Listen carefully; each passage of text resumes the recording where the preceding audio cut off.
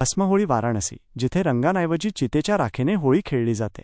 होळी हा प्रामुख्याने रंगांचा सण आहे, पण भारतात अशी काही ठिकाणे आहेत जिथे होळीचा उत्सव नेहमीच्या रंगांनी साजरा केला जात नाही, तर तो वेगळ्या पद्धतीने साजरा केला जातो। होळी ही एका खास आणि विचित्र पद्धतीने साजरी केली जाते। काशी शहरातील अनोख्या होळीबद्दल तुम्हाला माहिती आहे का, जिथे रंगांऐवजी चितेच्या राखेने होळी खेळली जाते, जिला भस्म होळी वाराणसीतील मणिकर्णिका घाटावर साजरी केली जाते, जिथे होळी असे देखील संबोधले जाते। तसेच ही होळी रंगांनी नाही तर चितेच्या राखेने खेळली जाते। तर चला भस्म होळीशी संबंधित काही मनोरंजक तथ्ये जाणून घेऊया। अमळकी एकादशीपासून उत्सवास सुरुवात।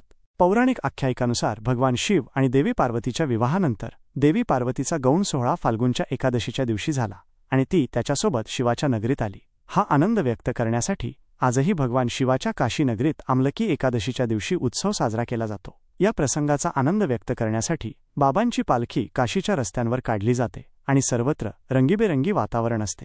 परंतु दुसऱ्या दिवशी हे रंगीत दृश्य पूर्णपणे बदलते। भस्म होळी खेळली जाते। भगवान शिव यांना स्मशानभूमीचे देवता देखील मानले जाते। असे म्हटले जाते की शिव हे विश्वाचे नियंत्रक आणि संहारक आहे। याकरिता स्मशानभूमीत भगवान शिवाची मूर्ती निश्चितच स्थापित केली जाते। संपूर्ण काशी शहरात एकादशीच्या दुसऱ्याच दिवशी शिवाला समर्पित चितेच्या राखेची होळी खेळली जाते। तसेच एक पौराणिक मान्यता आहे की भगवान शिवाचे भयंकर रूप दर्शविण्यासाठी काशीतील मणिकर्णिका घाटावर होळीचे रंग म्हणून चितेच्या राखेचा वापर केला जातो। लोक चितेची राख एकमेकांवर लावतात आणि हर हर महादेव जयघोष करतात। तसेच ढोल ताशांच्या गजराने संपूर्ण दृश्य अद्वितीय दिसते। दरवर्षी होळीच्या सणात काशीमध्ये हे दृश्य पाहावयास मिळते।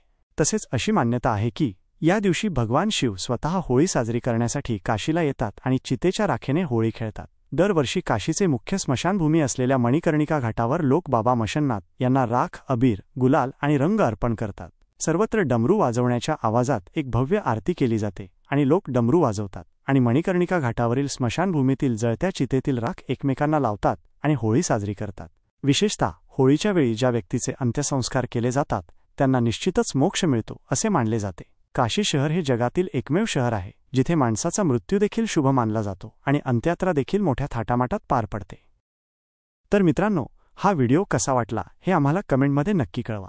अजून अशाच रोचक आणि माहितीपूर्ण व्हिडिओंसाठी चॅनलला सबस्क्राइब करा आणि बेल आयकॉन दाबा, जेणेकरून नवीन व्हिडिओच्या नोटिफिकेशन तुम्हाला मिळतील।